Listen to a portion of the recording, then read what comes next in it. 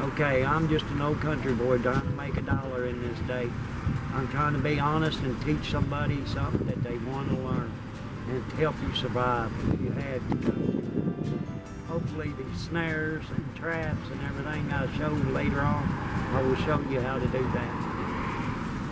As a foot trap, if somebody was to want to trap something like anything that would use this water, would 9 times be out of 10 would be either a raccoon, a muskrat, or even a otter or a mink would try to use this creek. So with this trap right here, it would catch them on its foot.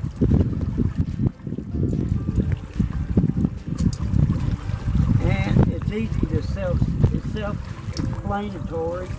Right here, all you do is just barely set it right there. Then the animal comes through after you set it where you want it, because they're going to come right along the edge of this creek.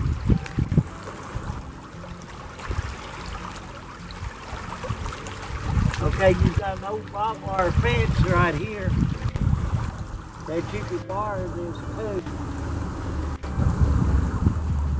instead of putting it in the dirt. So if a coon come walking down through here, anywhere through here, let's find up a little stick. They come walking through here, feeling up underneath these banks and everything, trying to catch crawfish or crawdad or whatever you want to call it. Minnows or something come running up underneath there and jabbing in there. And then when they get right here, they're caught. Right there. And it would catch your foot. And you would have them. Then you take a stick and you just hit them in the head and knock them out. That way, then all you have to do is move it. And then you would come on up here and reset it again somewhere else up here, because they tear everything out around in the area. So then you know that they're still using it, so you take the scent from the male or female that they've got there, and you reset the trap again somewhere else up through here, like even right here around the creek ripple. See, all my human scent is not even being used because I got these gloves on. Animals can smell 3 times better than a human can. So then you'd want to stick this up underneath something to look as natural looking as you can. You put it in the ground. Then you could take another stick here, I'm going to get right here, and just to show you that this is a foot trap. See? Then you catch it again. But that's how you would do it. But if you, in each state that you live on, you got to make sure that you put a name tag on your trap when you set it, because there's laws to everything that you trap. But if it's a survival situation, it's altogether different than when you use a trap. But if you want a snare, I've got snares already pre-made that you can make, or you can take a knife and you make a limb snare. You just bend it down and you put the snare on it where it would go up underneath here somewhere. And when you tie it back, you'll have a stick that goes into the water or something to help hold it.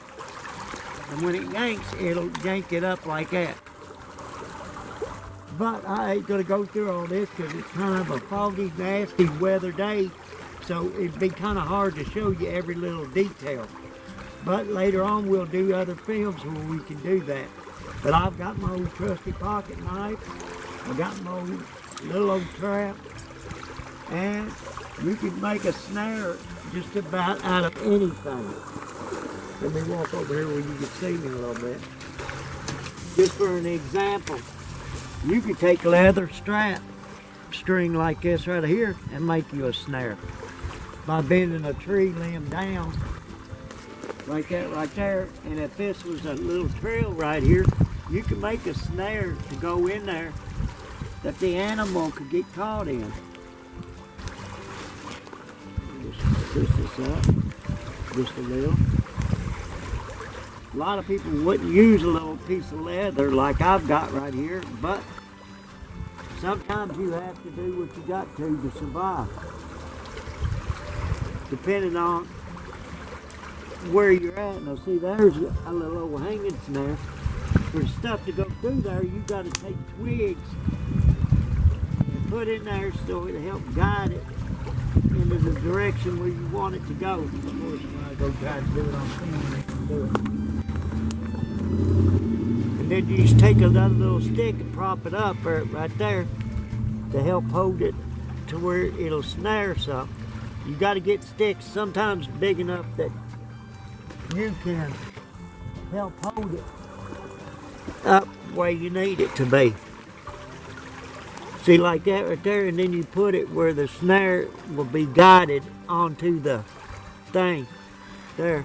Now see, that's just a little old temporary snare that if anything's using this, you would put something in here maybe to bait it till it would go in there, and when this tree limb yanks, it would jerk it up in the air like that.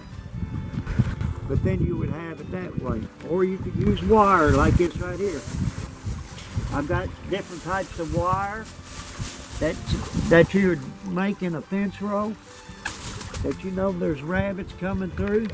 I've got all kinds of snares that I made just to show everybody that they're easy to make out of anything. A little old wire like this right here, you can make a snare out of. It don't take much to make a snare. It depends on what you're trying to snare. Is how big you make your snare loop. See? How that is, that right there will make something grab it. Right there, that quick on your hand. And that right there would grab it. That's just some snares. These are the snares I would use to yank them up with more than anything. Would that be a yank up snare? Would be one better way to do it. But it's just something that, you know, survival or whatever. That would help you the most.